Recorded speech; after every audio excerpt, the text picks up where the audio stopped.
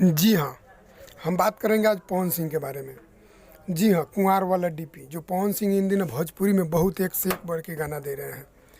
जी हाँ, बहुत एक से एक बढ़ के गाना जो दे रहे हैं। कुँवार वाला डीपी जो आ रहा है बहुत ही तहलका मचाएगा, भोजपुरी में तांडव मचा देगा। पवन सिंह और अंकिता सिंह का गाया हुआ गाना है जो कि भोजपुरी में तांडव मचा देगा। जी हाँ, भोजपुरी में इन दोनों पवन सिंह बहुत एक से एक बढ़ के गाना दे रहे हैं। पवन सिंह और अंकिता सिंह का जो गाना है कुँवार वाला डीपी शुभ लाभ म्यूजिक से जो रिलीज़ होगा, कमिंग सून में पोस्टर डाला हुआ है। बहुत ही जल्द वो गाना रिलीज़ होगा, काहे कि भोजपुरी में बहुत ही जल्द तहलका मचने वाला है। काहे कि भोजपुरी में तहलका मच जाएगा। पवन सिंह और अंकिता सिंह का जोड़ी कमाल का है। बहुत ही कमाल के गायकी दोनों मिल के किए हैं जो कि भोजपुरी में तांडव मचा देंगे। जी हाँ, आप लोग शुभ लाभ म्यूजिक पे जाइए, शुभ लाभ म्यूजिक के यूट्यूब चैनल पे जाइए और कुँवार वाला डीपी गाना को जरूर सुनिए।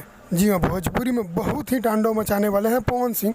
तो जी, पवन सिंह का गाना कुँवार वाला डीपी गाना को जरूर जाके सुनिएगा। बहुत ही जल्द रिलीज़ होने वाला है। जो कमिंग सून में पोस्टर चल रहा है बहुत ही जल्द रिलीज़ हो जाएगा शुभ लाभ म्यूजिक यूट्यूब चैनल से। तो आप लोग ज़रूर जाके सुनिएगा, ढेर सारा प्यार आशीर्वाद दीजिएगा, काहे कि ये गाना भोजपुरी में तांडव मचा दिया है।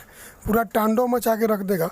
जैसा कि लग रहा है हमको कि भोजपुरी में इन दिनों पवन सिंह बहुत ही कमाल के सॉन्ग गा रहे हैं, बैक टू बैक बहुत ही ज़बरदस्त सॉन्ग गा रहे हैं। तो नमस्कार, आप देख रहे हैं PKP चैनल, मैं प्रेम कुमार प्रेमी। तो जी हाँ, चैनल को सब्सक्राइब और शेयर जरूर कीजिए।